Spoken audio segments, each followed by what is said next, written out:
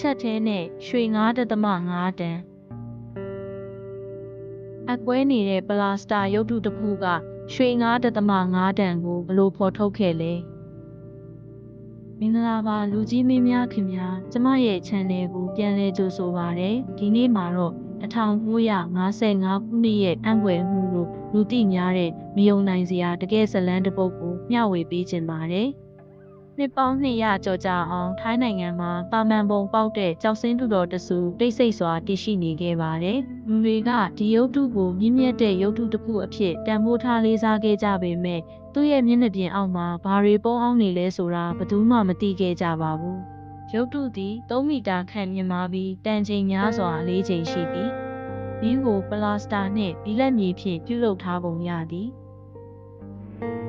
1955ခုနှစ်တွင်ရုပ်တုကိုဘန်ကောက်ရှိဖျားကျောင်းအသစ်သို့ရွှေ့ပြောင်းနေစဉ်အတွင်းမတော်တဆမှုတစ်ခုဖြစ်ပွားခဲ့သည်ကျိုးတစ်ချောင်းချော်ကျသွားပြီးအပြင်ဘက်ကြောက်ပြား၏အစိတ်ပိုင်းတစ်ခုအကွဲသွားခဲ့သည်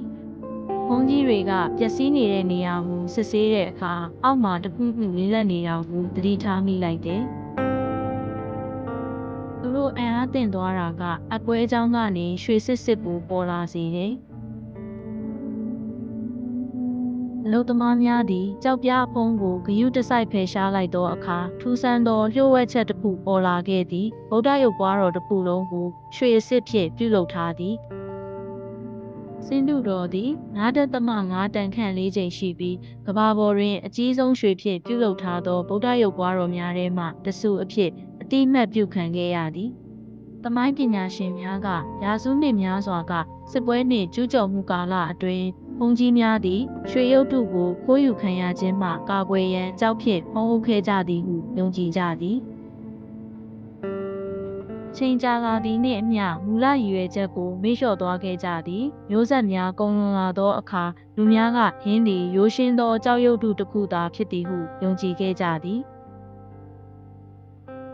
ထို့နောက်1955ခုနှစ်တွင်အကွဲကျောင်းငယ်တစ်ခုသည်ရာစုနှစ်များစွာဝတ်ထားသောယန္နာတစ်ခုကိုဖော်ထုတ်ခဲ့သည်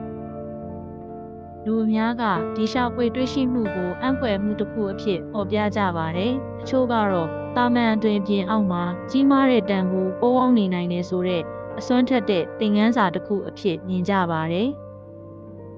ဒီနေ့တွင်ရွှေဗုဒ္ဓရုပ်ပွားတော်သည်ကမ္ဘာတစ်ဝန်းမှလာရောက်လည်ပတ်သူများကိုလှုံ့ဆော်ပေးနေစေဖြစ်သည်။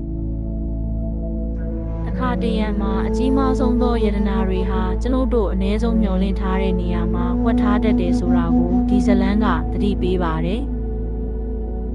ကံကောင်းခြင်းလို့ခေါ်စိတ်ပိုင်းဖြတ်ခြင်းလို့ခေါ်ဒါမှမဟုတ်အံ့ဖွယ်အမှုလို့ခေါ်1955ခုနှစ်ကဖြစ်ပျက်တွေကဒီနေ့အထိလူတွေကိုလှုံ့ဆော်ပေးနေစေပါ။ဒီဇလန်းကိုနှစ်သက်တယ်ဆိုရင် like subscribe လုပ်ပေးပြီးနောက်ထပ်သင်ယူမှုခရီးတွေအတွက်ကျမနဲ့ပူးပေါင်းပါဝင်ပေးပါကြည့်ရှုပေးတဲ့အတွက်ကျေးဇူးတင်ပါတယ်